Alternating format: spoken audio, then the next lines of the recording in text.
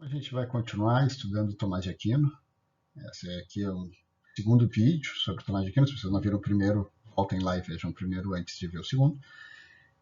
A gente vai falar hoje sobre o Tratado da Lei. Eu falei para vocês no primeiro vídeo que os livros escolásticos, nesse caso a Suma Teológica do Tomás de Aquino, são divididos em tratados. Por sua vez, os tratados são divididos em questões, as questões em artigos. Então tem que lembrar bem dessa estrutura. O Tratado da Lei, então, ele fica na primeira parte da segunda parte da Suma Teológica, entre as questões 90 a 97. Ele fala sobre a pedagogia divina pela lei. Seria o correspondente à parte geral do Tratado da Lei, a qual se seguem outras duas partes. Uma falando sobre a lei antiga, entre as questões 98 e 107, que fala sobre o Antigo Testamento, e uma sobre a lei nova, as questões 106, 107 e 108, que falam sobre o Novo Testamento. O que nos interessa, obviamente, é a lei geral, que fala em questões de filosofia do direito. De qualquer modo, nas questões 98 e seguintes, ele vai aplicar vários conceitos de lei para analisar, então, a lei divina, que para ele é a Bíblia. Então, se vocês tiverem curiosidade, vale a pena ler as questões 98 e seguinte, não tem só questões teológicas ali. Mas, sobre teoria da norma, aqui o Tomás de Aquino faz um avanço tremendo no século XIII. Então, se vocês quiserem ler, eu recomendo fortemente essa tradução da editora Loyola, Edições Loyola. O Tratado da Lei fica no volume 4. A gente vai ver depois o Tratado da Justiça, que fica no volume 6. Bem, eu vou ver então algumas questões mais importantes com vocês sobre a teoria que o Tomás de Aquino nos traz no Tratado da Lei, sobre alguns problemas centrais que ele traz e algumas discussões que permanecem vigentes até hoje.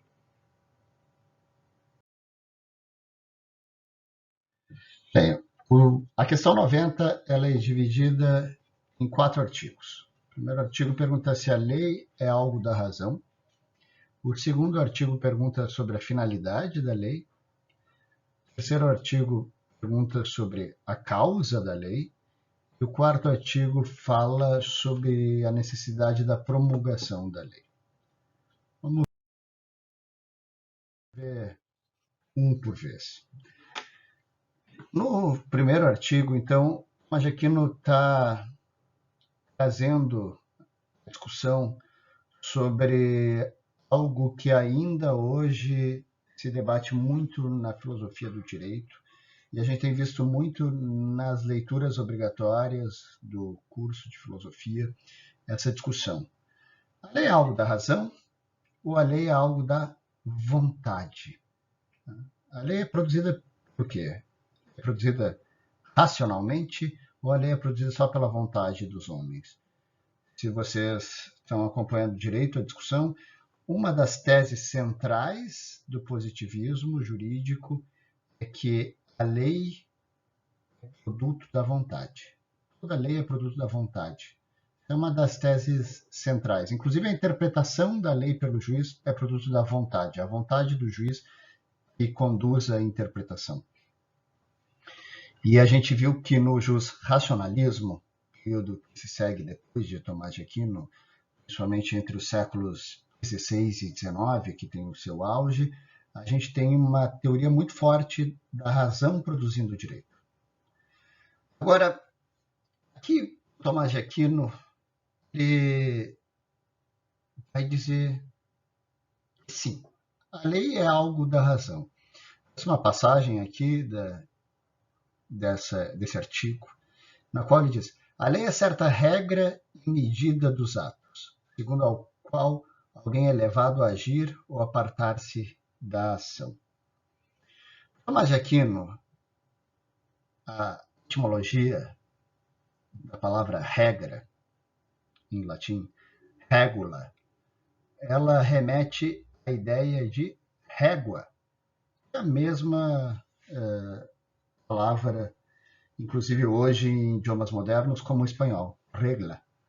Então, a régua que a lei nos traz, a regra da lei, é uma medida. Toda lei é uma medida. Uma medida do quê? Dos atos humanos. Os atos humanos eles têm que ter uma medida de determinação, dizer o que é certo, o que é errado, é uma maneira de analisar os atos humanos, ou seja, de medir os atos humanos, e também de comparar os atos humanos para construir a questão da igualdade. Eu consigo dizer que duas pessoas são iguais porque elas são iguais diante da lei. Ou seja, seus atos diante da lei são medidos com a mesma racionalidade. Sendo assim, se a lei é uma medida, as medidas são objetivas e são racionais. Mas, obviamente, que a medida ela também é uma determinação construída pela vontade. Então, o Tomás de Aquino vai dizer, sim, a lei é algo da razão, ou seja, a lei é racional. Mas depois a gente vai ver, quando a gente falar sobre a lei humana, que ela é produto também da vontade. Segundo Tomás de Aquino, a lei é razão e vontade, é medida de razão e vontade. Mas a pergunta é, a lei é algo da razão? Sim, ela é algo da razão. A lei tem uma medida objetiva que iguala, e essa medida é uma medida da racionalidade dos atos humanos. Então, não há espaço na filosofia tomista, nessa filosofia escolástica como um todo, para dizer que a lei pode ser estipulada apenas como um ato de vontade. Não existe lei que não seja racional. Mesmo que seja um ato puro de vontade, como o velho exemplo de dirigir pela direita ou pela esquerda, tem algo de racional nessa medida. Nesse caso, por exemplo, ordenar o trânsito.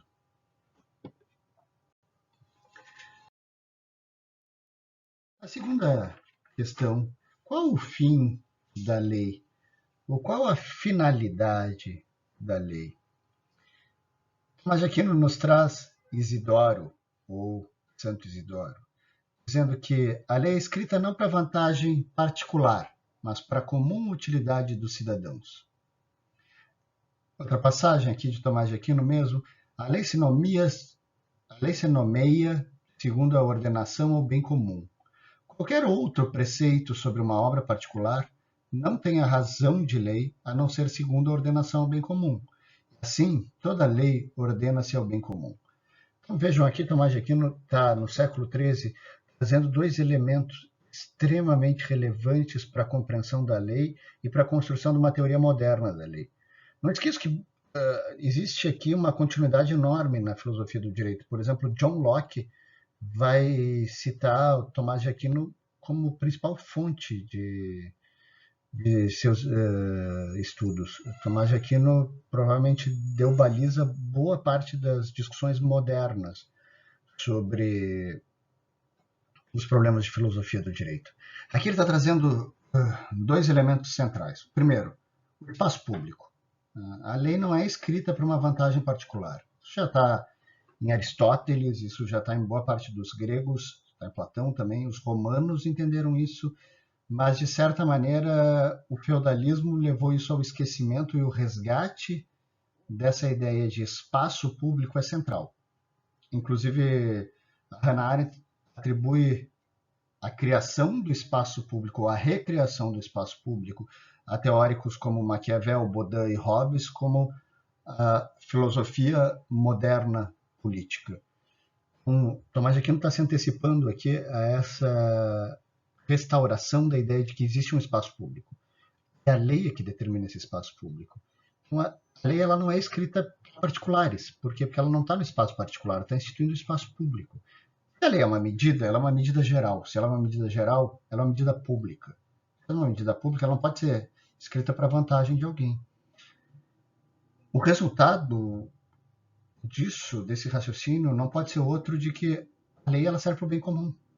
A lei não pode ser tomada, nem escrita, nem interpretada, nem argumentada como algo que não sirva para o bem de todos.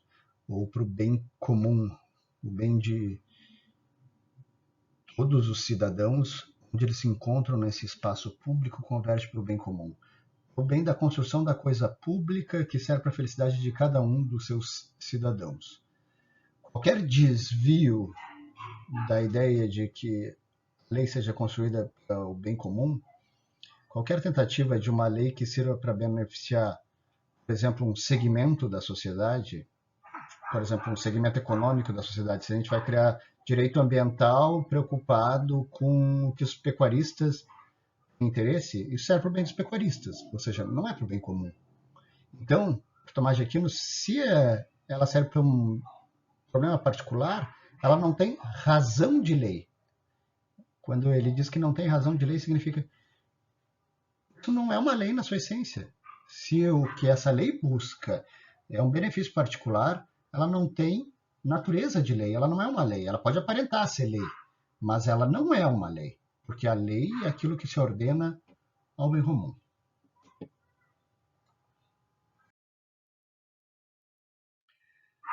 Terceiro artigo, qual é a causa da lei? Vocês devem lembrar das aulas sobre o Aristóteles, no qual eu falei que ele tem a teoria das causas, na qual ele acha que para explicar alguma coisa, para explicar alguma coisa no mundo, eu preciso entender a sua forma, a sua matéria, a sua elaboração e a sua finalidade. Tomás de Aquino está aplicando essa teoria aristotélica aqui. Aqui ele está usando causa no sentido mais restrito dos idiomas modernos mesmo. O que faz com que se elabore uma lei? Ele diz que ordenar é algo para o bem comum. Ele diz que ordenar algo para o bem comum é de toda a multidão, ou de alguém que faz às vezes de toda a multidão. Veja que interessante, aqui ele está falando, primeiro, ele está aderindo a uma teoria da república, uma teoria da democracia. A lei ela é resultado da multidão, é resultado de todos. Ou, e aqui é interessante que ele está escrevendo isso no século XIII, ele está fazendo uma teoria da representação, ou de alguém que faz as vezes da multidão, ou seja, alguém que representa o povo. Então, o que causa a lei? A lei é racional, mas ela é uma racionalidade que representa algo da discussão da multidão, da discussão do que hoje a gente chamaria de povo.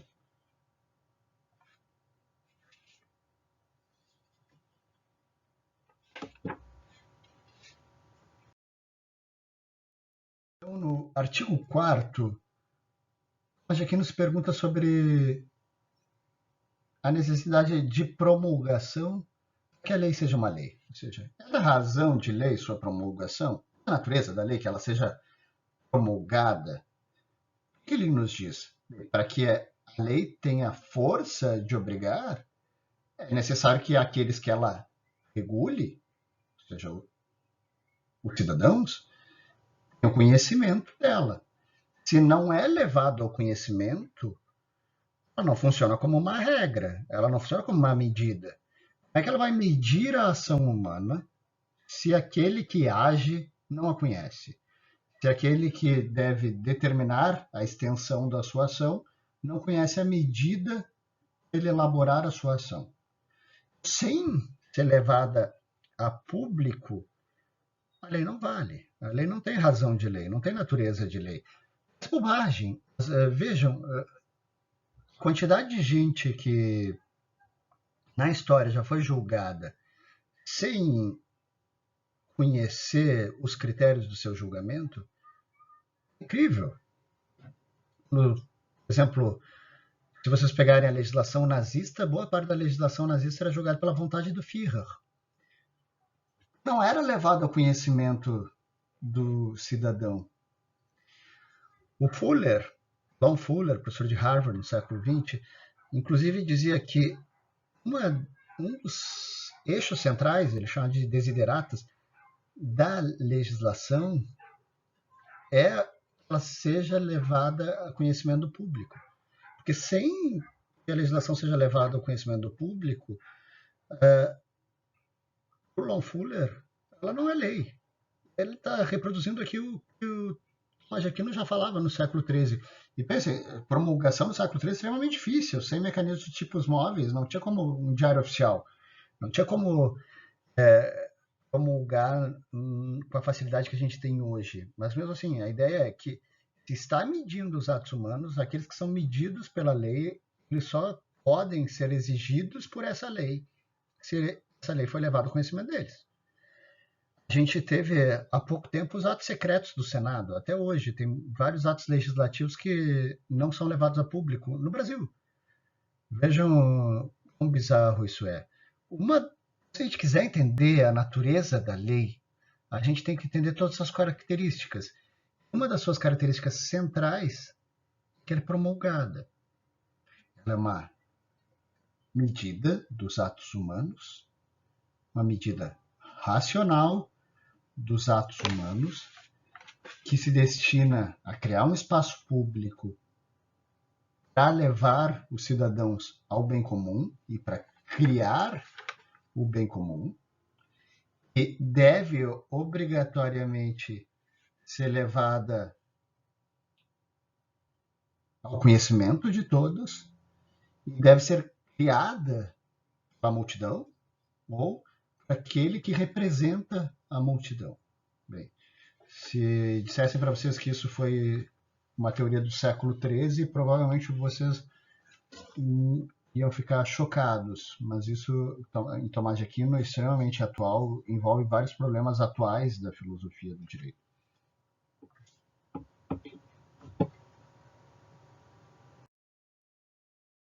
Em 91, Tomás de Aquino vai nos apresentar a sua classificação dos diferentes tipos de lei. Ele vai se perguntar se existe uma lei eterna, existe uma lei natural, existe uma lei humana e se existe uma lei divina. A gente vai discutir isso em termos gerais aqui na questão 91, e depois vão ter questões específicas sobre cada um desses tipos de lei. Isso é uma classificação que balizou muito a discussão. Na verdade, é uma classificação que ele retoma de Aristóteles e consegue unir com o direito romano, com Cícero, que vai dar os termos para uma discussão posterior no justnaturalismo moderno. Aqui a gente tem que, em primeiro lugar, entender qual a relação entre esses tipos de lei, depois eu aprofundo sobre cada uma delas. Primeiro, há uma relação direta entre os três primeiros tipos de lei. A resposta aos quatro artigos ela é positiva. Tomás de Aquino existe uma lei eterna, existe uma lei natural e existe uma lei humana. E também existe uma lei divina. A lei eterna é o que rege tudo. Tudo que já aconteceu, tudo que vai acontecer. Tudo que foi determinado na constância da existência humana antes dela, depois dela, passa por uma grande ordem. É chamada de lei eterna. Aquilo que dessa lei eterna é possível aos humanos conhecerem racionalmente, a gente chama de lei natural. Ou seja, a lei natural nada mais é do que um pequeno pedaço, na verdade, se fosse representar as proporções reais, esse círculo que representa a lei natural, ele seria muito menor dentro do que é a lei eterna. A lei eterna, então, seria o que regula tudo, todas as grandes leis do universo, todas as pequenas contingências do universo são reguladas pela lei eterna. Mas a gente pode conhecer uma pequenininha parte da racionalidade desse todo. E isso que a gente conhece racionalmente e que estrutura a base das nossas normas, base do direito, é o que a gente chama de lei natural. E uma parte menor ainda da qual a gente delibera sobre a lei natural e a gente constrói promulgando e criando leis humanas, então é o que regula o nosso comportamento no dia a dia. Então, dentro dessa pequena parte que a lei natural que é da lei eterna, ela é uma pequena parte, da pequena parte da lei natural a gente tem uma parte menor ainda, que é aquela parte da lei natural que a gente deliberou publicamente e derivou dessa lei natural as leis humanas. Então a gente tem uma estrutura que tem uma verticalidade, a lei eterna, lei natural e lei humana. Em paralelo, e por isso que é tratado com mais densidade nos tratados seguintes, existe a lei divina.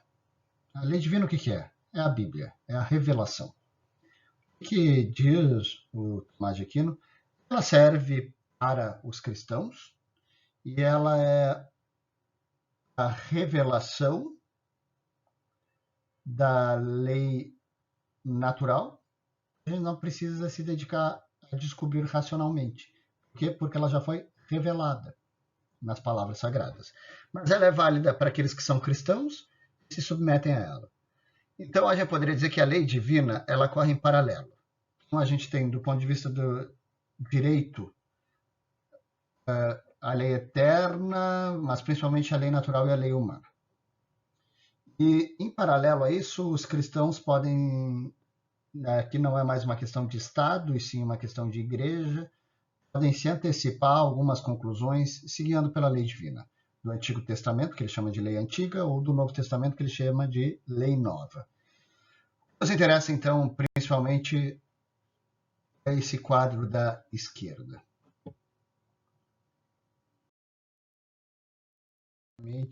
Os tipos de lei. É interessante dar uma olhadinha nessa questão 92, que tem 2 artigos. São artigos bastante interessantes. Primeiro artigo. É efeito da lei tornar os homens bons? Aqui Tomás de Aquino está recebendo a ideia da paideia grega. A paideia grega, o processo de formação cívica grego, ele supõe, entre outras coisas, que a lei seja pedagógica. A lei serve, vai dizer Aristóteles, na política e reproduzir tanto na ética quanto na retórica elementos dessa percepção. A lei serve para conduzir as pessoas à virtude. E aqui eu já disse bastante coisa nos vídeos sobre Aristóteles, mas a ideia central é a lei pressupõe trazer bons hábitos aos cidadãos, para que esses cidadãos se tornem pessoas melhores e com isso possam chegar mais perto da felicidade. Boas leis transformam os seus cidadãos em boas pessoas. E tem uma compreensão de finalidade subjacente à lei nessa percepção. A ideia por trás disso é que a lei não é uma imposição despótica. A lei tem uma racionalidade. E essa racionalidade pressupõe boas ações. Que a gente tenha bons cidadãos e que sejam, portanto, boas pessoas. Voltando àquele exemplo que eu já trouxe para vocês, quando a lei espartana diz que um soldado grego espartano deve voltar com o seu escudo ou sobre o seu escudo, que é citado lá naquele filme Os 300, e está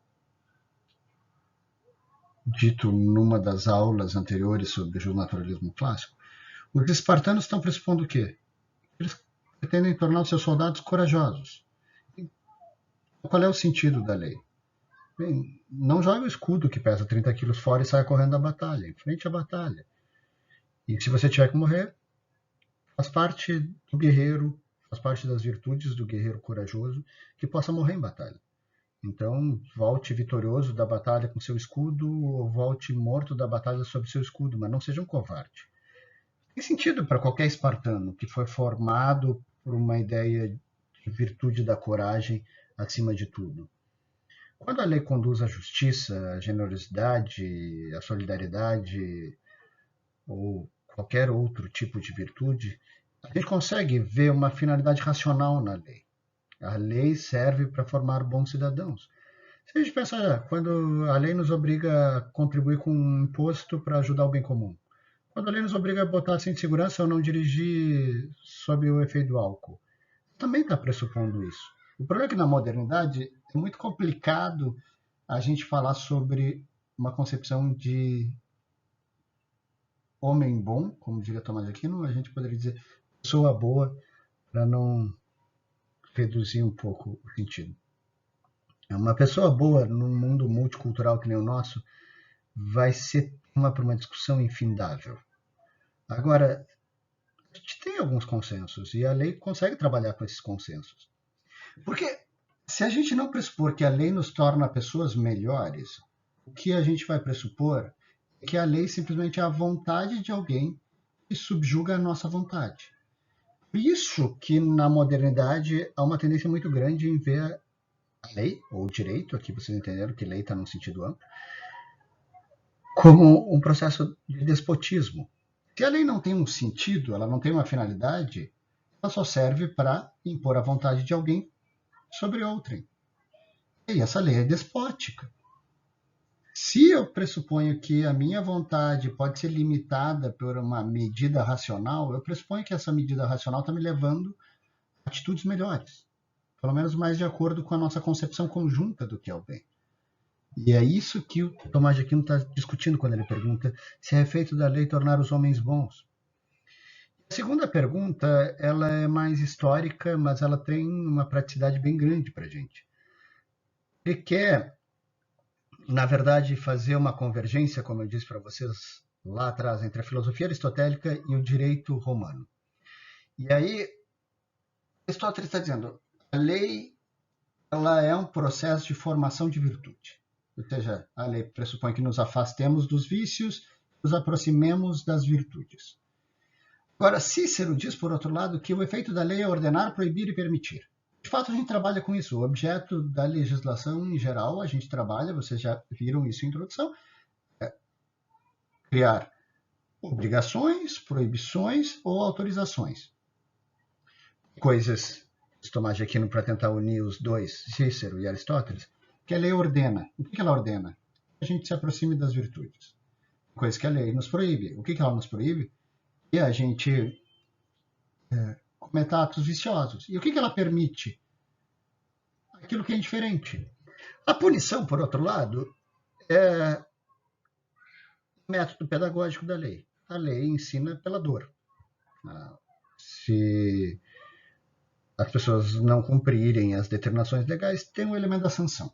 E a sanção ela serve para um elemento de racionalidade para reforçar as medidas racionais para aqueles que são recalcitrantes e não querem cumprir a racionalidade.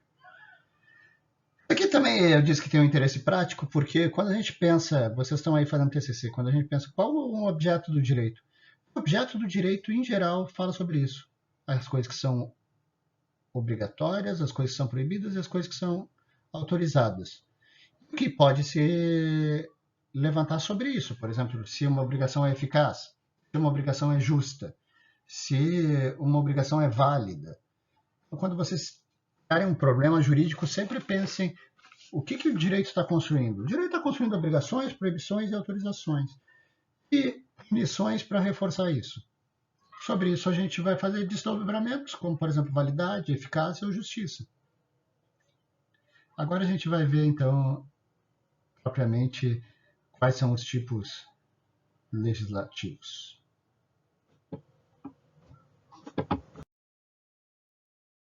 A lei eterna, isso que o Tomás de Aquino nos traz na questão 93, a gente já viu que faz parte da estrutura da ideia de lei. Novamente, lex tem um sentido muito mais amplo do que lei. No sentido da normatividade, sentido amplo. A nossa normatividade, ou o próprio direito, a gente poderia dizer, sempre vai partir, a gente viu, da lei natural e a lei natural da lei eterna. Mas o que é essa lei eterna? Tomás de Aquino aqui está fazendo a recepção de um conceito grego. presente em Aristóteles, mas presente em tantos outros, porque faz parte da cultura grega. A ideia de que existe um cosmos. A gente viu isso nas aulas sobre justnaturalismo clássico. Existe um todo de ordem. Existe uma grande ordem que organiza desde o movimento dos grandes astros, desde o surgimento das estrelas, até as pequenas coisas da nossa vida, as pequenas coisas da natureza. As grandes regras da física, elas são uma representação desse todo de ordem. As coisas seguem as regras naturais, como, por exemplo, a reprodução ou a composição dos animais, fazem parte dessa grande ordem. Quando Tomás de Aquino vai fazer, então, a recepção dessa ideia de cosmos, da qual, por exemplo, surge a ideia de justiça, desse equilíbrio, ele vai, obviamente, introduzir no seu contexto. No seu contexto, então, ao recepcionar esse grande cosmos, que o Aristóteles era resultado de um primeiro motor imóvel, para o Tomás de Aquino é uma das provas de que o mundo foi criado. Por quê? Quando você se pergunta por que boa parte das religiões dizem que o mundo foi criado, que o universo foi criado, ou que o ser humano foi criado, vocês têm que entender que por trás disso tem uma ideia. A ideia de que as coisas criadas, elas têm sentido. Diferentemente do caos, do aleatório, as coisas criadas, elas reproduzem a vontade do Criador em alguma medida. Há, no processo de criação, uma atribuição de sentido. Então, dizer que o mundo foi criado, dizer que o mundo tem sentido. Dizer que o universo foi criado, é dizer que o universo tem sentido. Dizer que o humano foi criado, é dizer que a vida humana tem sentido. Quando, então, é resgatado esse conceito de ordem, que também é um conceito de que o universo é equilibrado e esse equilíbrio se dá porque existe um sentido no todo, o Tomás de Aquino leva para o seu contexto. No seu contexto, esse equilíbrio é a razão divina. Existe uma razão divina que regula tudo. Mas vocês, se quiserem, podem ler Tomás de Aquino como se fosse uma reprodução do cosmos. O todo é um todo de ordem. O universo tem uma ordem, existem grandes leis que regem o universo, a revolução dos corpos celestes, elas seguem uma ordem, a vida biológica segue uma ordem, as leis da física se impõem ao movimento dos corpos físicos, a gente tem grandes estruturas racionais equilibrando tudo, a qual a gente inclusive pode aprender uma parte. Isso vale para toda a vida. Se a gente desrespeitar essa ordem no mundo grego, a gente cai em híbris. E aí toda a força do destino se sobrepõe a gente. O destino nada mais é, na tragédia grega, do que a recondução à ordem. Aqui a ideia é parecida. Existe uma medida racional para os atos humanos. E essa medida racional é de uma razão maior. Essa razão que a gente poderia chamar de lei eterna. Mas aqui vocês têm que atentar ao fato de que a lei é eterna. Ou seja, ela rege o todo. Ela não se move. Porque o que é eterno não se move. Só pode se mover o que está dentro do tempo. O que está fora do tempo, o eterno, ele está no éter. Ele está fora do tempo. O que está dentro do tempo, é movimento. O que está fora do tempo não tem. Qual é a diferença? Uma das diferenças entre o Deus das religiões abraâmicas e do judaísmo, islamismo, cristianismo, e os deuses gregos ou do panteão romano, porque os deuses gregos e romanos, eles são imortais, mas eles estão dentro do tempo. Agora, o Deus das religiões abraâmicas, ele está fora do tempo, ele está no eterno. Por exemplo, algo que vai influenciar bastante Tomás de Aquino. Quando Agostinho se questiona sobre o tempo, no capítulo 11 das Confissões, e ele começa de uma forma tão bonita, dizendo: o tempo, se me perguntam, um tempo, se não me perguntam, eu sei o que é, se me perguntam, já não sei. Ele está se questionando o tempo no sentido filosófico do tempo. E também pelo sentido teológico. Como eu posso pensar no livre-arbítrio? Não esqueçam aqui que todas essas questões teológicas vão ter um impacto no mundo do direito enorme e influenciar a maneira que a gente vive o direito até hoje. Mas quando a gente pensa na vontade ou no livre-arbítrio, como é que a gente poderia conseguir pensar que existe vontade e ao mesmo tempo existe uma lei eterna, um cosmos, ou uma lei divina, na verdade que não é lei divina, uma razão divina regendo tudo? Bem, porque Deus está fora do tempo, ele já sabe o que a gente vai escolher. Essa seria a resposta teológica para isso. Ele veria como um filme aberto, no qual presente, passado e futuro, tudo ali. E a vida humana, dentro do tempo, ocorre quadro a quadro. Para a gente está acontecendo uma escolha. Fora do tempo não estaria acontecendo nenhuma escolha. Mas então, esse eterno define tudo. E as coisas que estão acontecendo já estão definidas. Se a gente vir no prisma da eternidade, ou como Tomás de Aquino diria, ad aeternitate. Se a gente vir ad humanitas, as coisas não se apresentam assim. Então a gente não conhece a lei eterna. Só seria possível conhecer a lei eterna estando no eterno. Como a gente está no tempo, a gente conhece pequenas partes. O que a gente conhece? Aquilo que é racional. Pode ser conhecida? Pode. O que é conhecido dela? Aquilo que a gente chama de verdade. Tudo que a gente conhece racionalmente como verdade, em todas as áreas, nada mais é do que uma grande parte dessa grande racionalidade, desse grande equilíbrio de coisas. Se a lei é uma representação da razão, todo tipo de lei é algo de razão, então toda lei, de certa maneira, deriva dessa lei eterna. E é uma confusão muito grande entre lei eterna, lei natural. As pessoas que leram ou leram muito pouco, ou leram mal Tomás de Aquino, ou leram só por outros autores, não sabem a diferença da lei eterna, a lei natural e a lei divina. A lei divina é algo que regula, então, os cristãos, é uma lei do cristianismo. Está na Bíblia por revelação. Não nos interessa. A lei eterna é o grande cosmos. A gente tem como base importante saber que existe algo assim para existir, por exemplo, que existe uma verdade. Existe uma verdade a ser descoberta. Mas as pequenas verdades que a gente descobre no mundo do direito sobre isso, a gente vai chamar de lei natural. E dessa lei natural a gente vai derivar a lei humana. Então, vamos para o que é a lei natural. 4. Mas aqui não vai desenvolver um legado extremamente importante para o debate, inclusive atual, da filosofia do direito.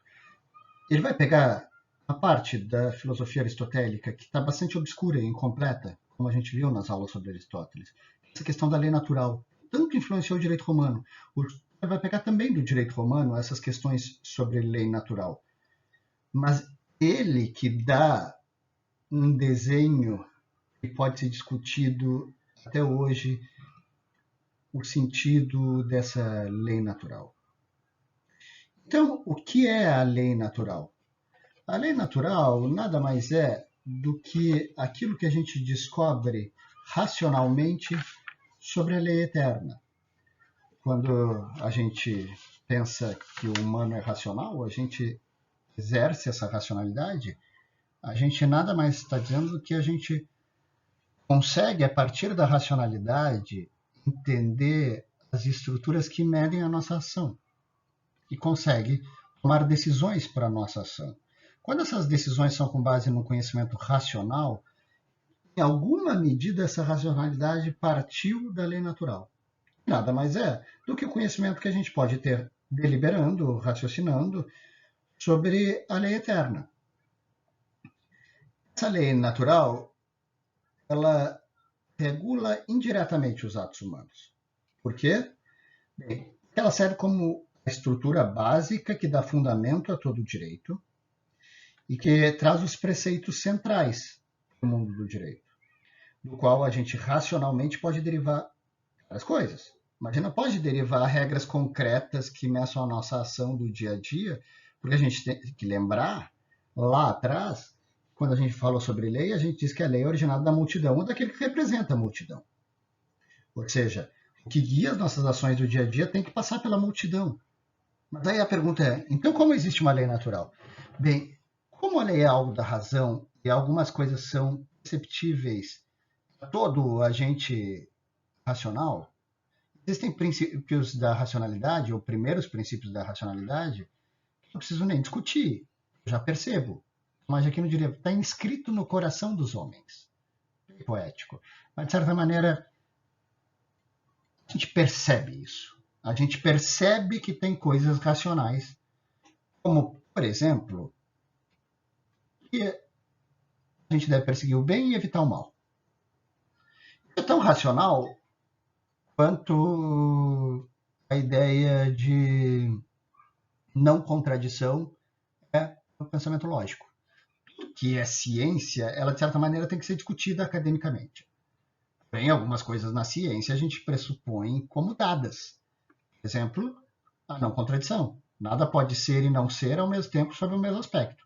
Pode dizer que uma coisa é que ela não é sob o mesmo aspecto ao mesmo tempo. Eu não posso dizer o Alejandro está sentado agora e o Alejandro está de pé agora, se eu pressuponho que esse agora é o tempo idêntico. Por quê? Porque isso é contraditório. Contradição não permite o raciocínio. O terceiro excluído, a identidade, são primeiros princípios do raciocínio teórico.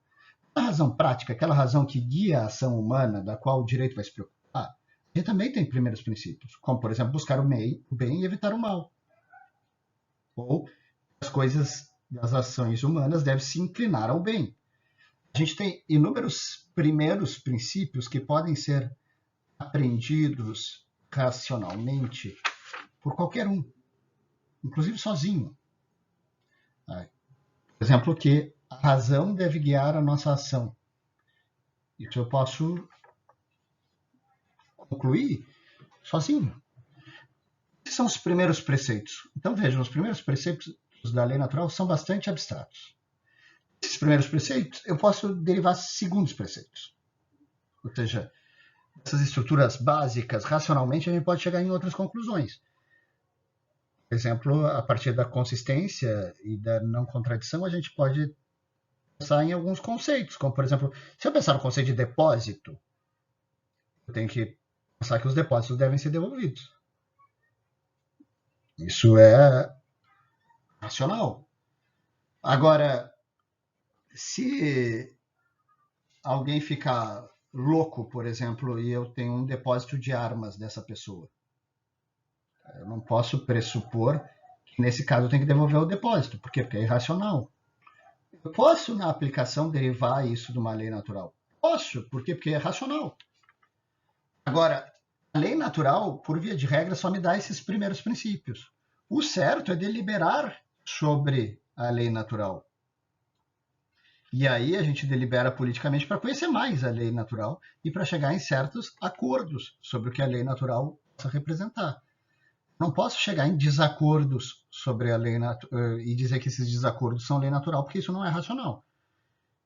Eu preciso ter uma lei natural para todo mundo. Mas, claro que os debates políticos que vão nos revelando a lei natural, eles vão chegar em determinados momentos em diferentes conclusões. Mas eu posso dizer que algumas pessoas conheceram errado a lei natural. Mas existe, então, a nossa percepção atual da lei natural. Como, por exemplo, hoje a gente diria que existe a nossa percepção atual da ciência. Pode ser que futuramente a gente descubra que esteja errada. Então, eu não posso dizer que a lei natural é imutável. Ela é imutável? Ela é imutável quanto aos seus primeiros princípios. É engraçado que toda vez que alguém fala da lei natural, fala que Tomás de Aquino diz, a lei natural, aquele todo moral imutável. Tomás de Aquino está dizendo, a lei natural é mutável. Pelo menos aquilo que ela vai reger do nosso comportamento, que são seus segundos preceitos em diante, é mutável. Por quê? Porque a gente pode descobrir mais sobre a lei natural. A gente pode descobrir que a gente estava errado, a gente vai continuar debatendo, a gente vai continuar descobrindo, a gente vai continuar esclarecendo a verdade. Por isso a lei natural vai mudar, de acordo com processos culturais, processos históricos. Claro, os primeiros princípios, por exemplo, eu nunca vou dizer que em algum momento a gente pode buscar o mal. Por quê? Porque esse é o primeiro princípio da lei natural. Os primeiros princípios jamais vão mudar. Os preceitos secundários eles podem mudar. O ideal é que não mudem o tempo inteiro, senão eles não são, obviamente, expressão de uma racionalidade, mas eles podem mudar se a gente descobrir que a gente estava errado.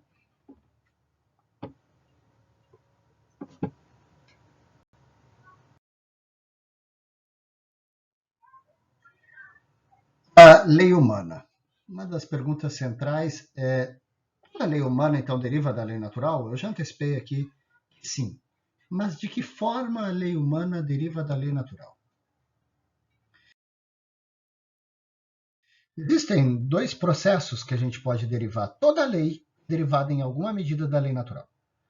Mas a gente pode derivar de duas formas. Por exemplo, tem coisas que a gente vai concluir da lei natural. Isso é um ato da razão. Deve ser feito pela multidão ou por quem representa a multidão? Sim, a gente tem que ter uma discussão política.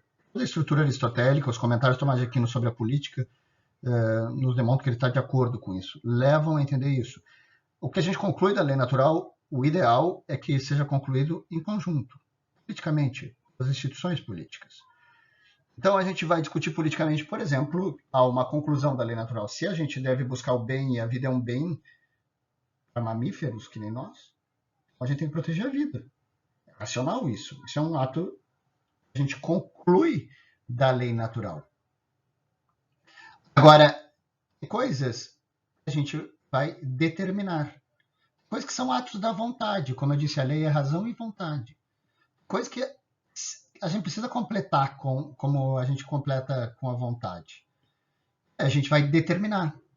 Então a gente vai derivar ou por conclusão ou por modo de conclusão. Isso é um ato da razão. E disso se deriva o ius gentium, no latim canônico, ou ius gentium, no latim clássico. E a gente tem atos da vontade que vão determinar coisas que são indiferentes e que precisam ser completadas. E isso é o ius civile. Então, a gente precisa concluir, nem a ciência faz, por exemplo, a gente vai concluir racionalmente. Por exemplo, proteger a vida, ou outro exemplo, proteger os depósitos. Não entrar em contradições, a gente diz que tem depósito, tem que devolver. Ou, por exemplo, que os contratos devam ser cumpridos. Isso é uma conclusão racional. Quando eu falei em contratos, eu pressuponho que isso seja um ato da razão. Ou que deva ser protegida a integridade física das pessoas, ou que deve se proteger os embaixadores. Né? São coisas que, se eu pressupor uma coerência, eu vou concluir. Tudo isso está dentro do ius gentium, ou do ius gentium, que os romanos já defendiam. Aqui, o Tomás de Aquino está com uma preocupação em dizer que o Aristóteles está certo e o Cícero está certo, mas Aristóteles divide em lei natural e lei humana. E agora, Cícero diz que existe uma lei natural, um direito natural, um direito das gentes e um direito civil.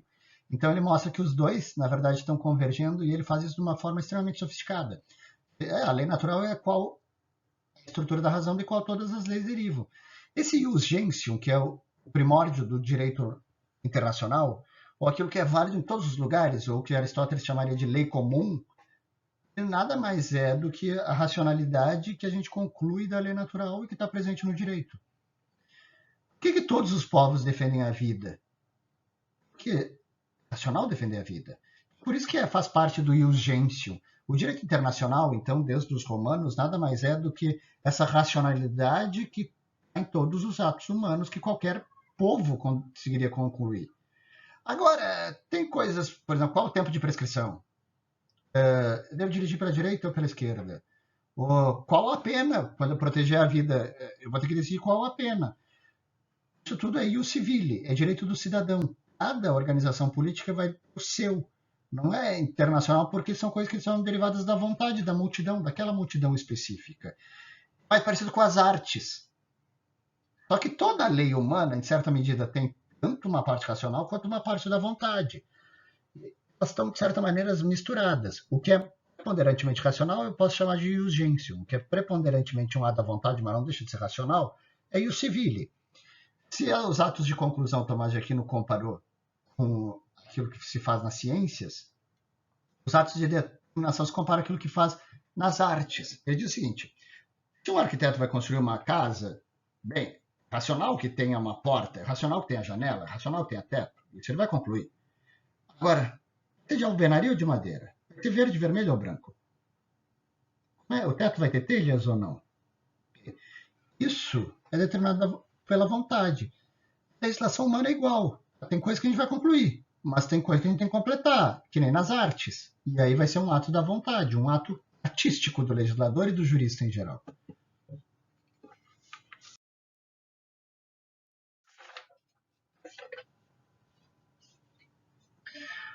A lei humana deve ser imposta em geral, se questiona ele na questão 96. Aqui ele volta com a ideia de utilidade comum dos cidadãos. Se a ideia é que aqui a gente tem um espaço público que serve para o bem comum, não é em vista do bem privado, mas é a favor da utilidade comum. Sendo assim, ela tem que ser imposta em geral. Ela não pode ser uma lei que se impõe a um grupo, mas não se impõe a outros. Não se pressupõe que exista um espaço público e um bem comum se eu começar a diferenciar grupos e tiver leis privadas que gerem privilégios. E vejam que aqui ele está falando num mundo que está saindo do feudalismo, que está cheio de privilégios, mas ele está dizendo, não, esses privilégios não fazem sentido no mundo do direito. Essa questão, o segundo artigo da questão 96, a lei humana deve coibir todos os vícios, é bem interessante. Porque várias pessoas que vão criticar o Tomás de Aquino dizem assim, é uma lei moralizante que pressupõe a moralidade para todo mundo. Cara, Tomás de Aquino não pressupõe isso, é só ler. Diz o seguinte, ó, você não pode querer converter as pessoas em santas. O vício faz parte da vida humana. E um certo grau de vício tem que ser tolerado. A gente não pode querer coibir todos os vícios. A Tomás de Aquino aqui antecipando o problema da lei seca. Tem certos vícios que o legislador tem que tolerar para que o direito seja cumprido. Porque é pior proibir alguns vícios, pode gerar mais conturbação social. E se a gente quiser proibir um vício pela legislação e isso for demasiado para a população em geral vai descumprir. E se ela descumprir, o que vai fazer é com que a legislação em geral, o direito como um todo, perca autoridade. A gente não quer isso. Então a gente precisa que a lei proíba os vícios numa medida prudencial, uma medida correta, o máximo de vícios possíveis, sem criar efeitos contrários àqueles pretendidos. Agora, a questão 96, artigo 4, ela vai trabalhar com algo que foi herdado do Agostinho. Vocês devem ter conhecido a frase célebre do Agostinho que diz: uma lei injusta não é lei. Aqui o Tomás de Aquino está se perguntando se é assim mesmo. Porque como é que eu sei que a lei é injusta? Afinal, se a multidão determinou a lei, realmente, como cidadão único, posso dizer, não, essa lei é injusta, eu posso remeter a um ato superior? Depende. E em boa parte dos casos, o que ele vai dizer é o seguinte: ó, tem que cumprir externamente, mas não obriga no foro de consciência. Se o sujeito, como indivíduo, não concorda com a lei, ele pode ter uma objeção de consciência. E isso daqui é incrível que no século XIII, então, ele está criando os antecedentes que depois vão falar muito sobre a objeção de consciência em Locke e depois vão falar sobre desobediência civil, inclusive. O germe de toda essa teoria está aqui. A gente pode ter objeção de consciência com aquilo que a gente acha injusto.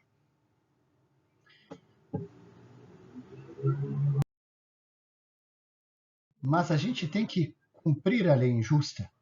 Bem, a gente viu? Depende. No foro de consciência nunca obriga. Se qualquer cidadão achar que há uma injustiça na lei, ele não está obrigado a aderir na sua consciência. Ou seja, a lei regula os atos externos. A lei não regula a minha consciência. Segundo, depende do tipo de injustiça para obrigar minhas ações externas. Por exemplo, se o governante não visa ao bem comum, o governante só está visando o seu bem individual. Daí eu tenho que cumprir ou não tenho que cumprir? Depende. Via de regra, cumpre. Porque não cumprir a lei é pior. Porque não cumprir a lei vai fazer com que a gente não cumpra as leis em geral, vai fazer com que a gente sempre coloque em dúvida se deve se cumprir a lei ou não. E se a gente tiver dúvida, tem que cumprir. Mas se a gente tiver certo, a gente tem que saber o seguinte: mais escandaloso descumprir a lei, você vai provocar uma injustiça maior descumprir a lei, porque tem que ver o seguinte: se todo mundo estiver cumprindo uma lei injusta, se eu for o único que não cumprir, bem, eu estou criando uma injustiça formal. Por quê? Porque eu estou agindo de uma forma diferente que os meus concidadãos. Então eu tenho que ter cuidado. Algumas vezes eu vou ter que cumprir mesmo sendo injusta. Por exemplo, no caso de alguém ter sido... Se alguém fez, sei lá, um governante abriu uma vaga, um cargo público, porque ele tinha interesse nesse cargo público, para facilitar a vida dele. Não foi para o bem comum, foi para o bem dele. Mas contrataram a pessoa e essa pessoa deu uma ordem no seu cargo, na sua função. Tem que cumprir a ordem dessa pessoa? Bem, pela teoria completa, eu diria que não. Por quê? Porque se não foi criado pelo bem comum, esse cargo, então eu não deveria cumprir uma lei que é injusta. Agora, se esse cargo foi de um agente sanitário e esse agente sanitário está tentando barrar um problema de saúde pública que vai afetar toda a população, melhor cumprir. Então, se o governante não visou o bem comum, visou só o seu bem particular, por via de regra, cumpra. Quando aquele que redigiu não tem autoridade, ou seja, a lei não cumpriu sua formalidade. Bem, se ela, mesmo não tendo cumprido sua formalidade, ela está regendo ações para o bem comum, é melhor cumprir, com objeção de consciência, mas cumprindo. Tentar mudar essa lei, mas é melhor cumprir, se tiver problema só de formalidade. E senão, de novo, tem problema de injustiça formal, etc, etc, etc. Se desrespeita a igualdade da justiça entre os cidadãos, uma lei que cria desigualdade. Bem, aí tem que ver o tamanho e a extensão dessa desigualdade. Se essa extensão dessa desigualdade for maior do que o problema de descumprir a lei, aí é melhor descumprir a lei. Agora, se descumprir a lei causar uma injustiça maior, é melhor cumprir a lei. Tem que ver, então, o grau de desigualdade que vai criar essa lei. Por fim, se desrespeitar a religião do sujeito. Lembra que eu falei? Locke é extremamente inspirado em Tomás de Aquino. Quando Locke fala em liberdade de religião, ele leu Tomás de Aquino. Assim, se desrespeitar o teu bem divino. Por exemplo, o mandato idolatrar um deus, um falso deus, não é obrigado a seguir. Não, tu não é obrigado a agir conforme essa lei, tu não tem nem que te questionar sobre isso. Tá? Porque não faz sentido. Não pode se obrigar a religião. Mas aqui, obviamente, não desenvolve a desobediência civil, não desenvolve essa liberdade de religião no sentido amplo que o Locke vai falar, mas ele deu passos importantíssimos para isso.